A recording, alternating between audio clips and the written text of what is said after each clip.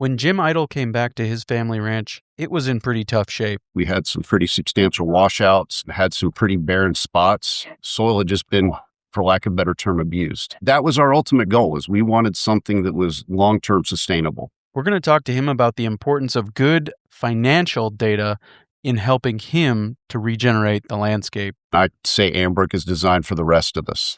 I kind of say blue collar. I don't mean it that way, but people that work, people that don't have time, that don't have a CPA, PhD sitting in front of a computer and don't enjoy that. Welcome to the podcast that gives producers a platform to discuss and share paradigm-challenging practices. Practices that have increased the effectiveness of their operation and the joy that their families have received from this lifestyle.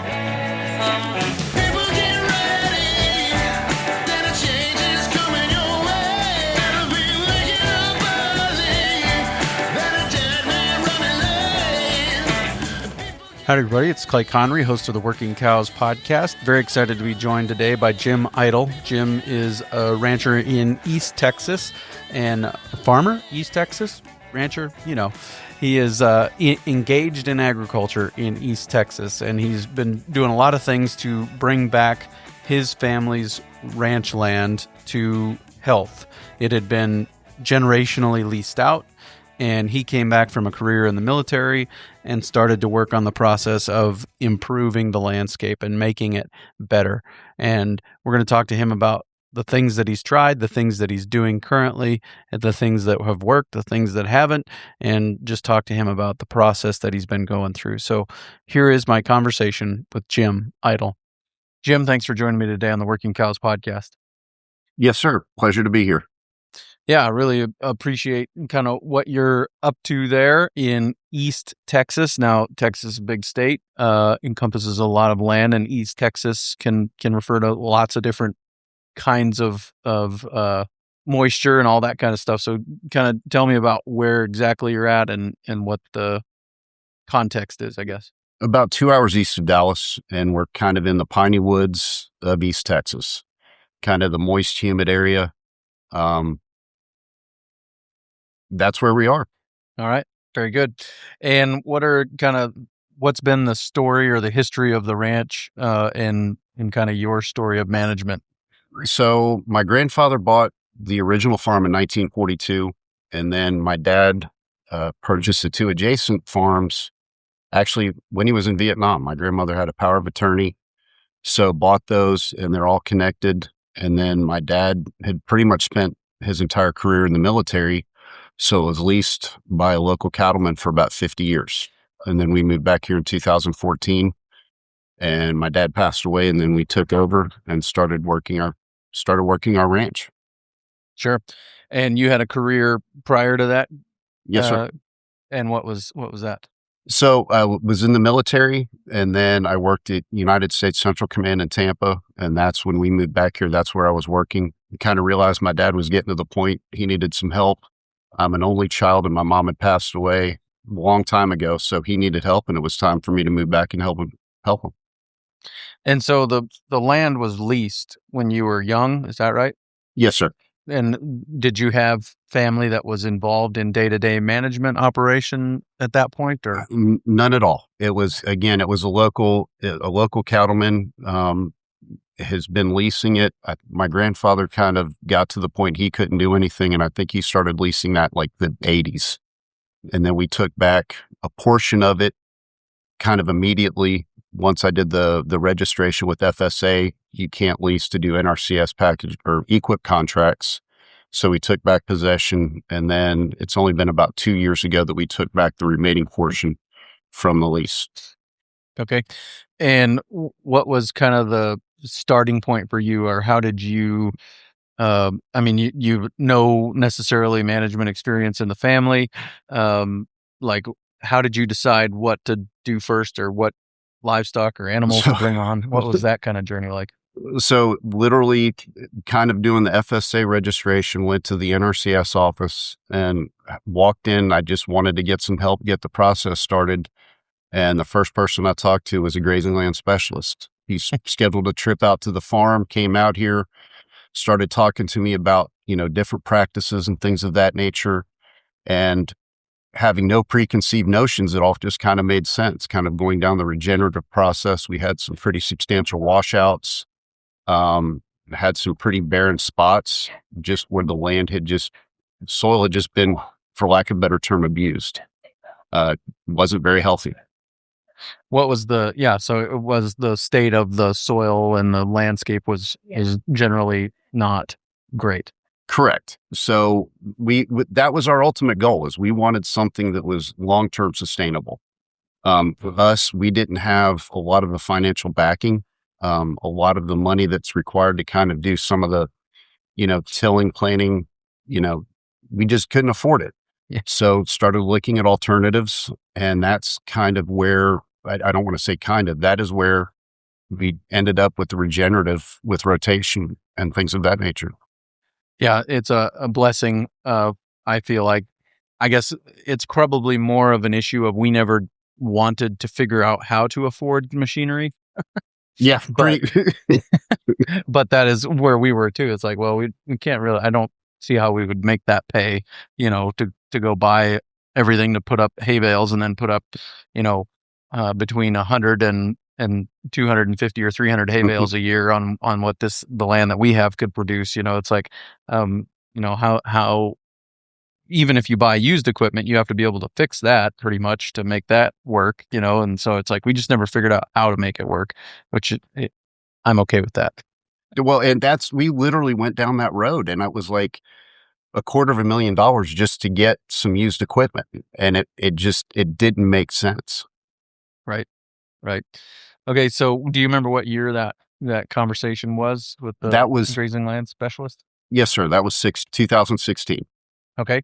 And did you go right from there to purchasing cattle or other livestock? So we started with 2 bred heifers. And that was, that was still kind of, we didn't really know what we wanted to do, where we wanted to go, but it was just kind of, we had to get the ball rolling. So 2 bred heifers is where we started with, and we're going to drop, if everybody is, we don't do pregnancy checks, but if everybody that was exposed, we should drop 40 calves this year. Okay, nice. So building that up. And then what else is happening from a livestock perspective on the landscape? So we kind of stumbled into dairy goats. My wife was an ag teacher. They had some dairy goats at her school that got attacked. So wild dogs got in, so they ended up at our place. And now we have a goat herd of about 45 and probably going to be close to 70 by the time kidding is done this year. Go ahead. I'm sorry. I was just going to ask what breed they were. Originally La Manchas, then we have some Nubians, and we're actually discussing kind of bringing in a meat to do a meat buck this year to kind of do some cross to get a little bit more. We have a big parasite issue for goats and sheep in East Texas, so trying to bring some level of parasite resistance in naturally. And would the parasite resistance that would come from the meat breed would just be from a heterosis perspective of the hybrid vigor, or is there actual breeds that are more parasite resistant in your understanding? From my understanding, the Spanish is one of the most, from our area and talking to other producers, is one that is the most parasite resistance. So La Manchas, no ears, and Nubians, all the ears. So when we've got some crosses, and it creates an odd shape, an odd head configuration. Yeah, I can imagine. I'm partial to dairy goats. I prefer dairy goat milk to cow's milk if we don't have a buck within a quarter of a mile, or whatever you say, a bucket within a quarter of a mile of the doe while she's milking. I prefer that milk to cow's milk if I can get it. No, my daughter has gone straight from breast milk to goat milk, and that's what she's had. She's 2.5. So that was been a blessing as well. Right. I heard one guy one time say that it makes sense that goat and sheep milk would be more healthy for us than cow's milk, because goats and sheep are trying to produce a critter that's going to top out around 200 pounds or so, maybe on the up high end, 250, 300, where cows trying to create a critter that's going to top out at around, 1,100, 12, 13, 1,400 pounds. And so it's just a different milk nutrient density, I guess. So that kind of made sense to me, I guess. Now, again, I am not the expert, but they talk about the milk fat content. I think Right. Nubians and Lamanchas are like 6%. Normal dairy or cow milk is 4%. Right. Right. Yep. And what are you guys doing with those livestock? How are you marketing them? So the goats, we really haven't, we do raw milk, at least for my daughter, and just kind of meandering the raw milk legislature, something that we're still kind of trying to figure out. Cattle, we're doing direct to consumer beef. We just, I will say that we had been doing it. We had butchered our own cow about 2 years ago and just wasn't up to what we wanted. So we liquidated all of our steers and just kind of started from scratch. Not blaming my daughter, but 2.5-year-old wife's pregnant. We kind of had to adopt some of our management practices and weren't really doing it what we needed to do. So I just didn't feel comfortable selling the animals we had. So we liquidated. This year we have 3 that we have recently sold for June slaughter. And again, looking at the goats, just trying to figure out, we're retaining everybody and just kind of building our herd in that respect. Sure. Gotcha. And what do you mean by not comfortable with what was produced? Are you like the quality or the- what? For me, it was the quality. We didn't get any of the marbling. We did grass fed, grass finished. We just weren't doing the management. We weren't moving them that we needed to. So the one that we butchered for ourselves just didn't meet what we had done in the past. No marbling, and it kind of tough. So we started from scratch. And what had you been corn finishing in the past, or what was like you'd had other meat that was better than that, and that's what the dissatisfaction was Correct. about? The Gotcha. for us was we'd been doing grass fed, grass finished. That's kind of where we started. Okay. And it just, that last one we did just wasn't what we wanted. And I didn't feel comfortable. We actually had some customers lined up, repeat customers that wanted the next cow. And I actually messaged a couple of them, or actually I messaged all of them. And I said, hey, I don't feel comfortable selling it to you. We're going to kind of restart. And what kind of amazed me is that 2 of those people are 2 of the customers for June that we went back to them and said, hey, start it again. And they're right on board to get the next animal we have going. Sure. Walk me through that process. What was the kind of the evaluation like, and then what did you liquidate and what did you restart with? So we liquidated over the course of the year. I think we liquidated 25 bull calves and steer calves. Just again, started from scratch so that when they came, we waited until the next series of bull calves were born before we even started managing them that way. Gotcha. And then what were the genetics that you had before? So we had kind of mutt cows. We had a Centipole bull, we had a Red Angus bull. And then about that time is when we've been looking at getting into the South Pole community for a long time. That was one of the first people I met. Jared and Kara Jones, met them. And next thing you know, I'm on a truck to Alabama to the birthplace of South Pole cattle. It was just waiting until we could, I don't want to say afford, but until we could get a good bull. And that's when we started with South Pole, and we've had him for 3 years. And that's kind of the genetics we're restarting with in that regard. Sure. And so it provided you more performance on grass, more marbling, and all those kinds of things. Yes, sir. And it just, in the performance, and also, I don't want to say kind of getting a little bit more moderate framed, but just not as large animals. Some of the original stock we had was larger, wanted to get them down a little bit. Sure. Yep. That makes sense. Yeah. In terms of efficiency. Yeah. Right. And then what else do you have going on as far as livestock on the property? So we just bought some Cooney pigs in the last 2 years. And we have not butchered any yet.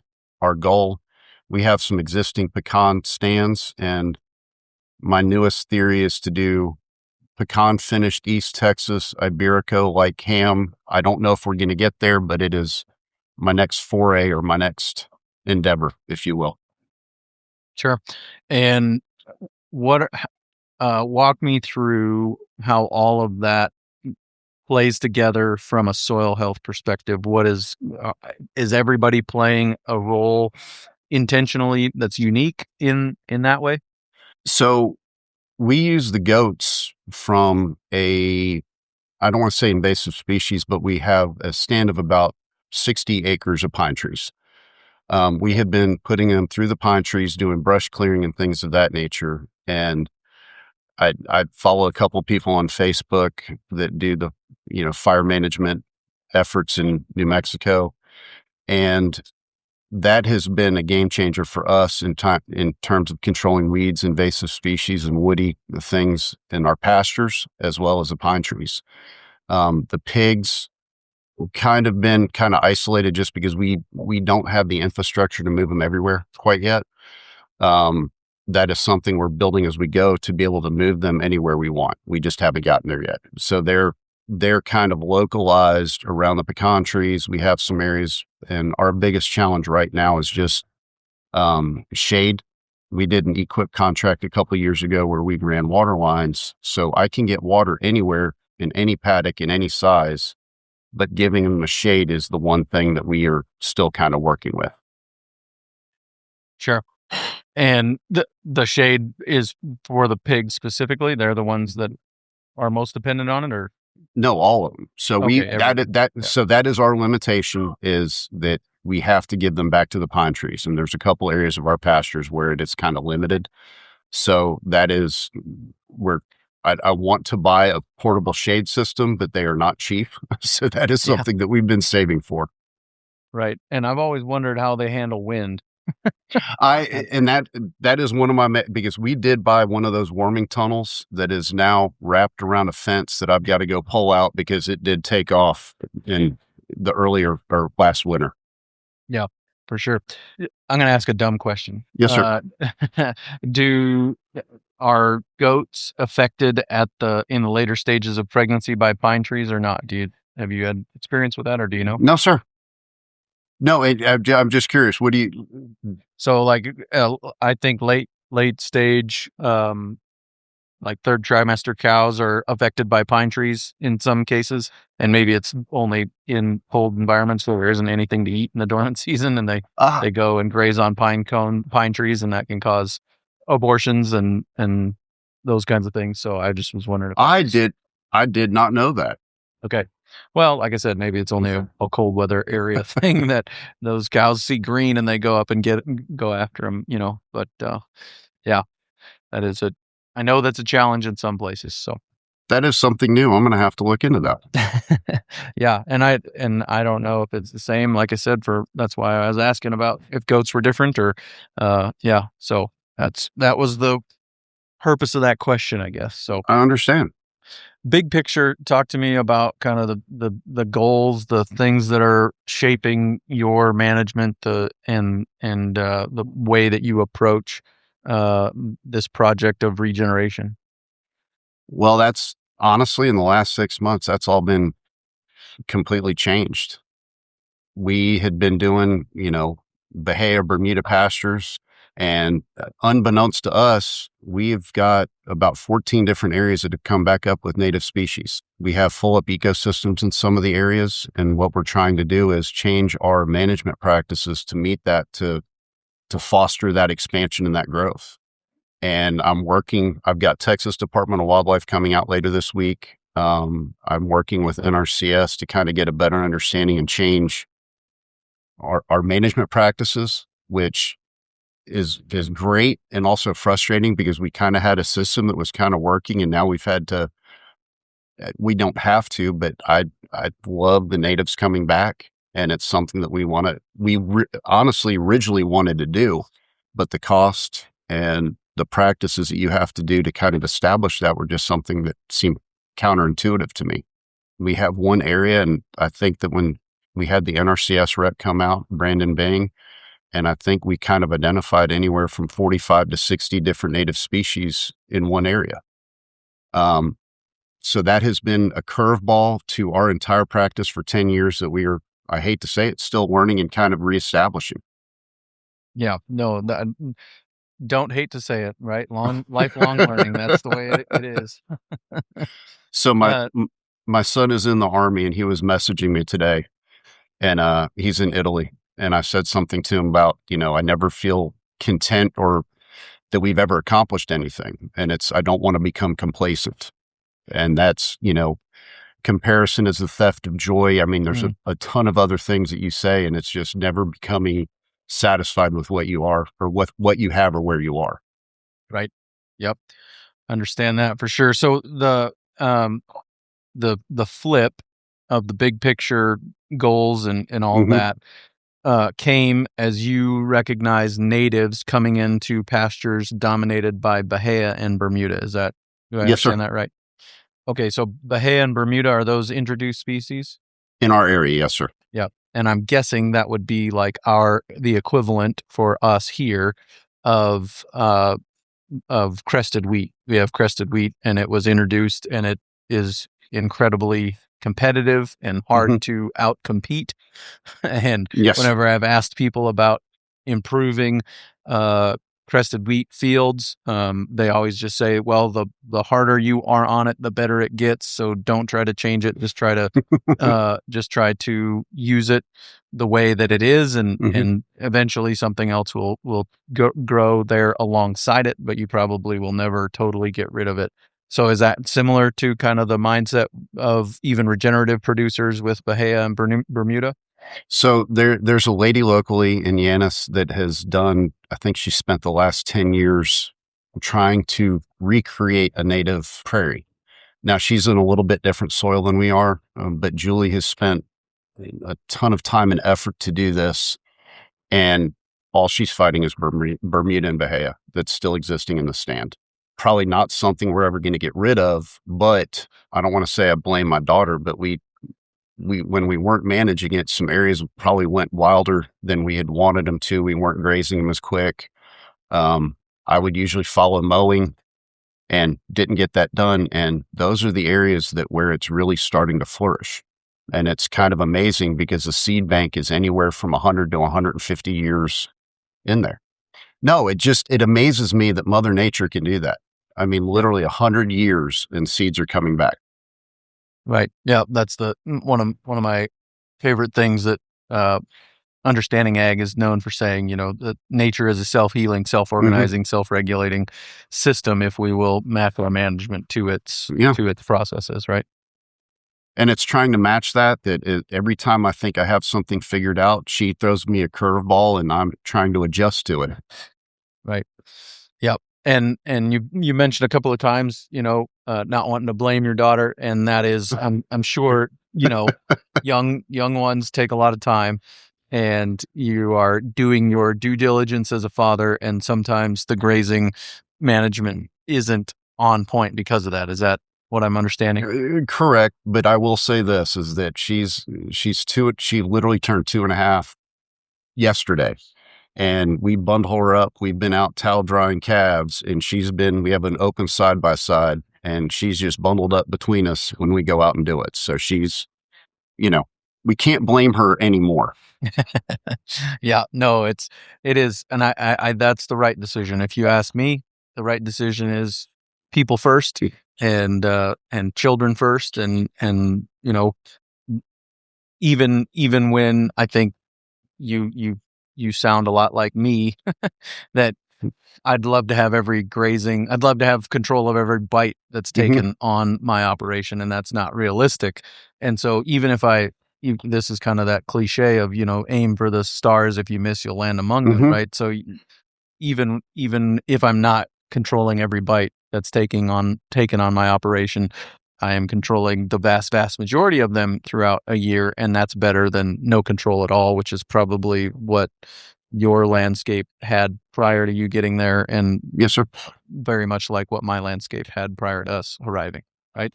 And so it's the one thing is that when we started this, I wanted a handbook. I thought that there'd be a handbook somewhere that would give me guidance and principles, and what I figured out is, and it goes back to listening to your podcast early on, it's taking a little bit from everybody. We spent the better part of 3 years visiting other regenerative farms, ranches, seeing what they did, how they did, taking pieces from this person, pieces from that person, and applying them to what we do. And that's kind of how we learned. I mean, we've read books, we've watched or listened to podcasts. We listen to, it's taking a little bit from everybody, and there is no silver bullet that's going to work on every place. Every place is different. One of my favorite quotes is, if you read one author, you're a clone. If you read two authors, you're confused. If you read 1,000 authors, you can become wise. And so I think that is, you just said the same thing, it's the same idea, that just learn from everybody, even in people from way different contexts than yours. Mm-hmm. And there's something there that you can adapt to your zip code and make work, right? To the point where I almost feel like I know enough to be dangerous is my catchphrase. Yeah. Right. For sure. And we've talked a lot about, kind of the landscape management, the genetics, or we talked a little bit about all those things. Yeah. The livestock and some of those things, but we haven't really touched on the financial piece of this. What have been kind of some of your, guiding principles and maybe even breakthroughs from that financial perspective? The one thing is, we've had an advantage that, talking to a lot of people, is that we inherited this. That's been one of the overall advantages that we've had, is that as we've done this, we've had the ability to be, I don't want to say exploratory, but we've had the freedom to do some stuff. We did try, I guess it was about 3 years ago, we tried to get a loan, and all we wanted to do was buy some extra mamas. And I thought it would be an open and shut, walk in, hey, we own our farm, whatever. But we didn't have this financial document. We didn't have a P&L statement. We didn't have, and when you're doing this, you've never been on the financial side. It was kind of, I don't want to say intimidating, but it was kind of scary, not knowing what they needed or wanted. We've always been kind of, I don't want to say fly by the seat of our pants, but we always waited till the end of the year to get all of our printouts from the feed store, printouts from Tractor Supply, take everything to the CPA. And I knew in February what we had made or lost. And I think, like a lot of people, it's more just managing the losses, not necessarily making anything, at least in the growth process.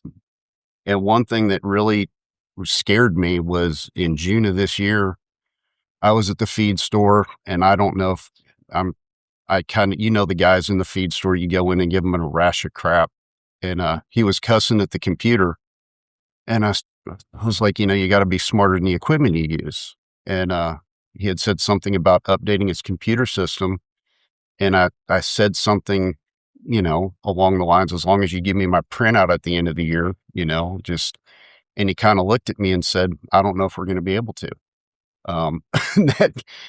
That kind of, I don't want to say made us kind of look for something, because we had tried Excel, tried QuickBooks a couple of years ago, and really started looking for an alternative. Sure. Yeah. And so it was kind of driven by that desire, or, first of all, the speed bump, you can't get the loan because you don't have the right, documentation. And then also, like, oh, well, how are we going to be able to know where we stand and what is kind of what the future looks like if we don't have the right information in the right place, right? And it was also, we started with 2 bred heifers, and now we've got 40 animals, or 40 bovines. I mean, it's, the amount of money you spend has gone up exponentially, and we really didn't know where it was going or what was going. We'd spend $200 here, $200 there, and you do that a couple times over the course of the year, and it builds up. It really starts stacking up. Were those 2 bred heifers the mutts? Yeah. Were they the mutt cattle? We have those 2 mutt cattle, and we have 5 other mutt cattle, and then we've been gradually building the South Pole that we have. Yep, gotcha. And so, but that is over what time scale was that? Was that from 2016 or 2016? We had the 2. We bought the 5 in 2017. Yep. Or 2018, pardon me. Yep. And just been gradually increasing ever since.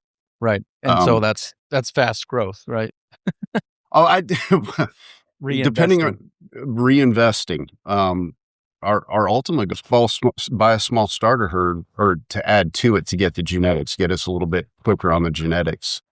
And what we realized is we had to do something from, I don't want to say understanding our financials, but our out was going up exponentially.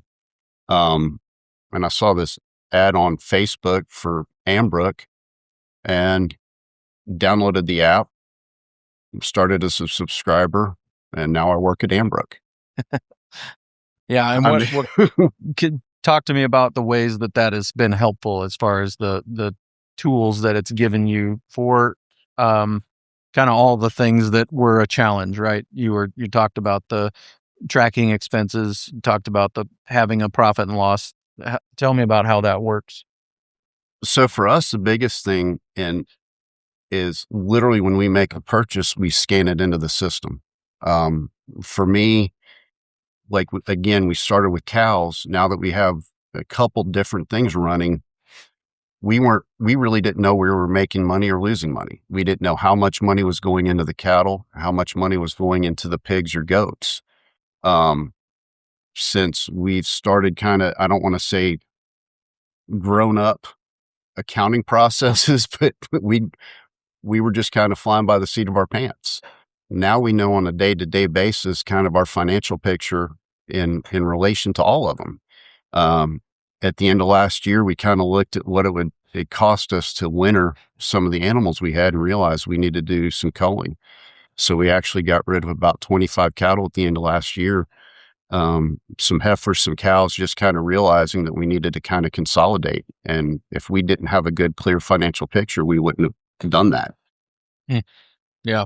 And how is it how is it helping do that? How is it helping you accomplish that? What are kind of some of the day-to-day mechanisms that are in place to help you keep track of those things on an ongoing basis? So for us, we have it separated by enterprise. So we have it broken down from not just cattle, but we've kind of broken it up from our replacement heifers, our cows, our bull, and our steers. And that's just the cattle alone. So we're tracking stuff individually within each one of those groups. And then we track it with with the goats and the pigs as well. And what it shows us on a day in, day out basis is how much we spend on them. And I realized that, we know what the future holds to a certain extent, but it's that uncertainty of knowing what we have invested in them and knowing what we need to do. And that's where, again, selling them last year was something that we wouldn't have done if we did not have a clear picture of our finances. And does it help you kind of spot financial winners and losers as far as even at the enterprise level? We're trying to get there. You can get down to where you have a per head return or per head cost, but you have to have the data to back that up. And we are still building our data to kind of build our repository in terms of financial history that we have. And again, it's one of those things I wish I'd done it sooner, because we would have already had that history in place. And it's something that we're having to build from middle of last year. Sure. And one of your primary goals, big picture goals is the sustainability and having a durable, I think is the word that you used, landscape that you can pass on to the next generation. Tell me about how this clarity in the financial realm helps with that. So right now, I mean, as an example, my 2.5-year-old daughter has a herd of three cows. Well, actually 1 cow, 1 heifer, and 1 bull calf. And what we're trying to do, our ultimate goal was for us to be sustainable from a financial perspective. And the accounting that we didn't have is something that we're building with Ambrook. And that understanding of where we are, not just today, but in the future. We can see where we have in terms of assets and liabilities. And again, we're fortunate in the regard that our land we own, but that also is going to let us kind of leverage some of that. And we've talked about potentially leveraging some of that for trying to do the loan again, if you will. But now that we have all those financial documents, in addition to which we're in the process of doing some more equip contracts. And I've kind of learned a couple different grant avenues that are available that Ambrook has shown me. And does it, or have you used it? Have you used Ambrook to help you kind of determine, like, hey, we could do this with this land. We could rent it out. We could lease it, or we could run our own livestock on it. Have you analyzed it from that perspective at all? Yes and no. My biggest thing is that trying to look at the overall for us, and I don't want to say I don't plan to lease, but that's not something that's kind of within, but we are doing some management with our trees.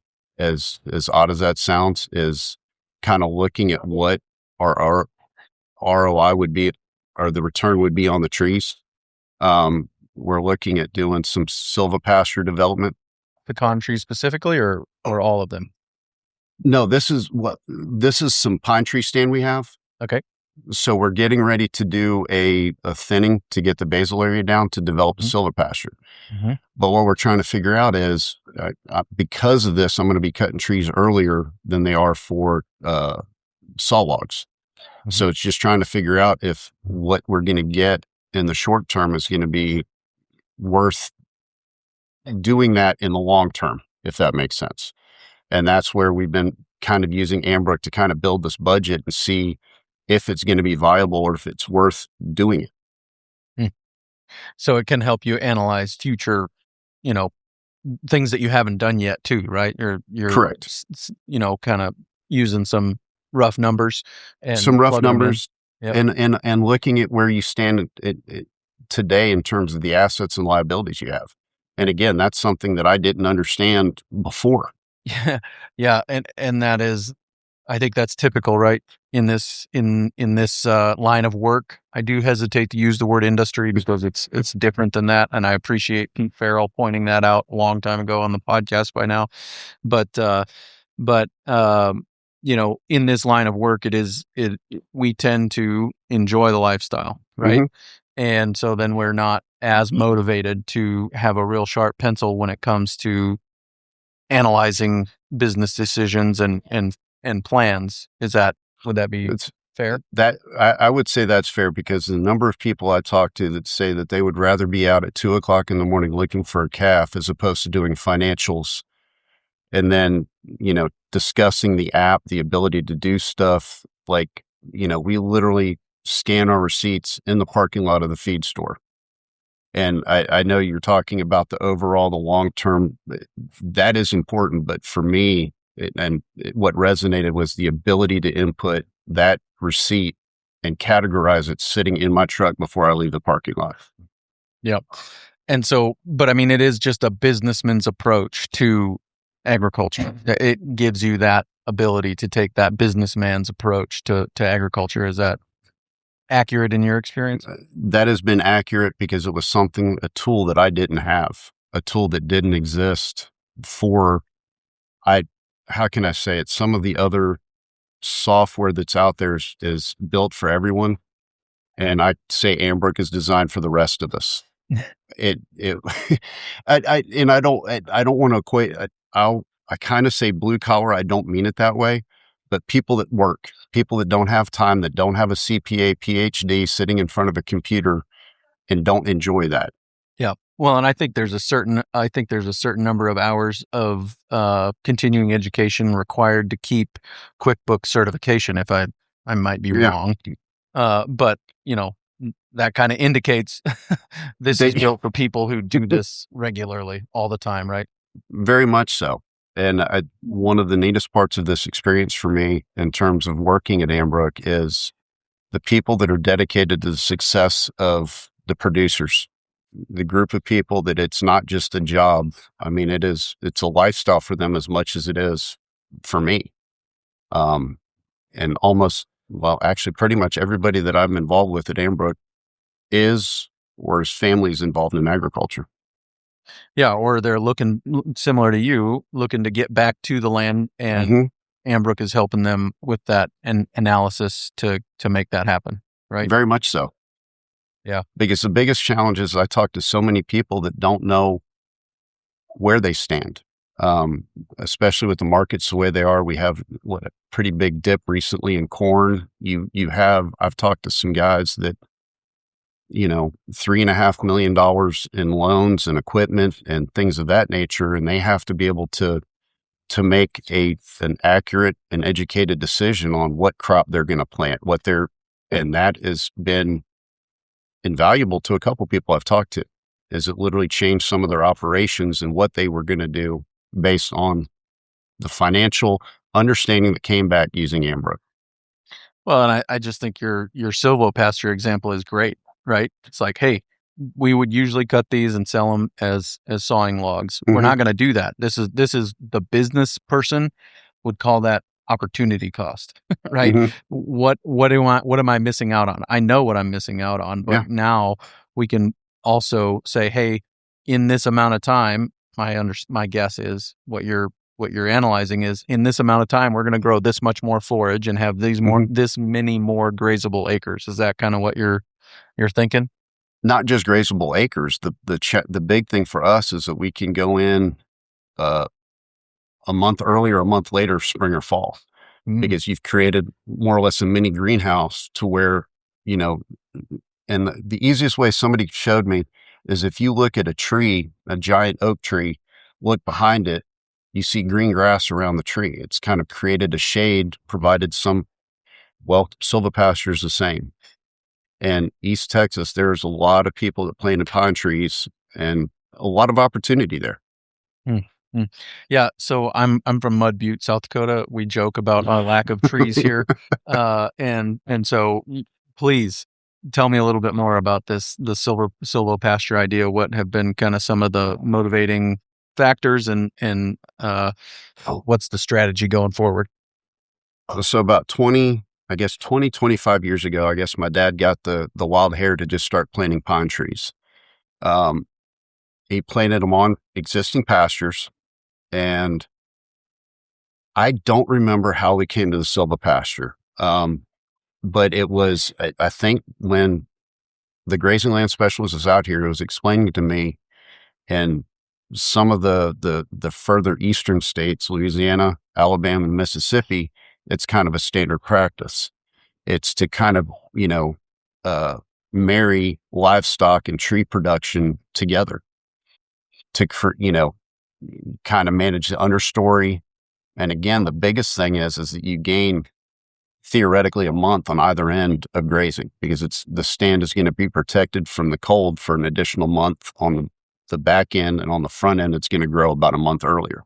Because it's the right temperature for growing grass. Correct. Essentially, right? And then the neat thing about, we just did a controlled burn. We did a 40-acre controlled burn, and we've done it a couple of years, and the natives that are coming back in there, because a lot of them are kind of kick-started by fire, if you will.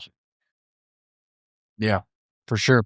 Okay, so we kind of started this conversation talking about the landscape and talked a little bit about the animals and the management and the people side of it and the financial side of it. We kind of hit all of the areas, right, of kind of what we focus on here on the Working Cows podcast: land, animals, money, and people.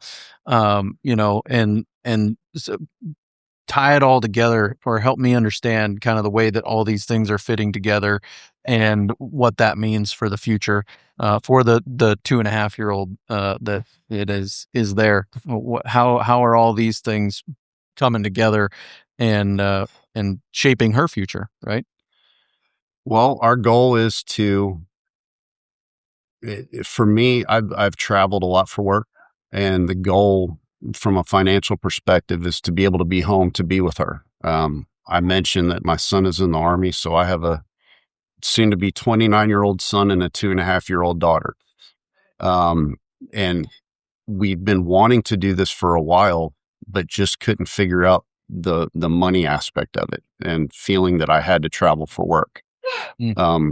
Since, Ambrook is kind of, we started using Ambrook, it's given us that understanding of where we stand from a financial place, something that we didn't have before. Like I said, we were doing Excel spreadsheets. We were trying to literally fly by the seat of our pants, not knowing where we stood at any moment. I keep saying we're 2 years away. We're 2 years away in terms of the growth of our cattle herd. And it's just that fear of taking the full up leap to do this full time has been one thing that we haven't done. And since we've been on Ambrook, I'm getting more confident, if you will. I think we're about 6 months away, and the biggest goal is seeing the calving, what happens this year with calving, and our financial outlook, knowing where we stand and being able to see that has given us a little bit of confidence in that regard. Man, that resonates. You hear that a lot in this line of work, again, of people who are 2 years away from, and kind of perpetually 2 years away from being able to realize their goals, right? I've been 2 years away for 10 years. But if you don't have kind of understandable data, then it's really hard to make a decision. Well, when I did the whole military thing, we called it actionable intel. Yeah. And that's where we didn't have the actionable metrics data, to your point. We didn't have that, and we do now. Yeah. And that's hopefully going to help us. Yeah, this won't translate as well as it would on a flip chart, but FSAT and FAST are both data with they're all the same elements of the data are there, but only one of them makes sense. Yeah. One is fast, the other one is FSAT, which doesn't mean anything. Right? Yeah. And you got to get the data and then organize it in a way that's understandable. And that's it. And that has been one thing is that I did my job at CENTCOM. I was a data analyst and the one thing that has struck me about Ambrook is the ability to look at it from a myriad of different perspectives. It's not like you just have one thing. You can create reports and look at it from the left, from the right, from the top down, just depending upon how you want to look at it and what's important to you. So you're telling me that Ambrook made a data analyst from CENTCOM's job easier? Yeah, very much so. To run his ranch. I kind of like that. That's pretty good. That's interesting. That's telling. So I appreciate that very much. Yeah. Anything else, Jim, that we need to include here that you feel like is part of what your story? And I don't know if I said it at the beginning, but you're again one of the first people that people told me to listen to. And I went back and looked. I started on episode 20. I've been listening to you for that long. Wow. So I've taken so many lessons from your podcasts and applied them to our place. It's amazing. And it's kind of, I don't want to say I'm in awe, but I'm a fanboy, if you will. Well, all glory to God. He's used this beyond my wildest imagination, and I really appreciate your feedback and just looking forward. We're creeping up here towards episode 500, so that's kind of fun to see. Yes, sir. Interesting to see what comes there. My son asked me the other day, "What are you going to do for that?" I said, "I don't really know yet." So have a party. Yeah, we'll do something. So, Jim, thanks for your time today.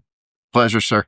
Very good stuff there with Jim. Really appreciate his perspective and what he's learned and his willingness to try and experiment and try new things and different species and different, like silvopasture and those things. It's just always fun to talk to somebody from a context so different from my own and get a picture of what they're doing and what's working and how they're experimenting and trying new and different things.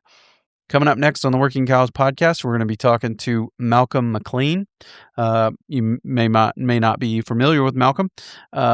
his name anyways, but he is the guy behind Ranch Hacks, and I've always appreciated the shorts and the reels that he produces on Ranch Hacks and some of those things. And one of the reasons is, and I told him this, because my mind doesn't always think that way, just making something out of something I already have. I look for the gadget and I go buy it from somebody else. And so his Ranch Hacks have been challenging to me and helpful, and I really want to learn to think like people like that. So I figured, what the heck, what better way to do that than to have him on and talk to him about the things that he has been doing. So look forward to sharing that with you coming your way real soon on another episode of the Working Cows podcast. We invite you to visit workingcows.net to subscribe to the show via iTunes or Stitcher. You'll also find detailed show notes pages, resources from our guests, and the industry leaders who have influenced them. For more ideas on putting your cows to work for you in a more profitable way, tune in next week.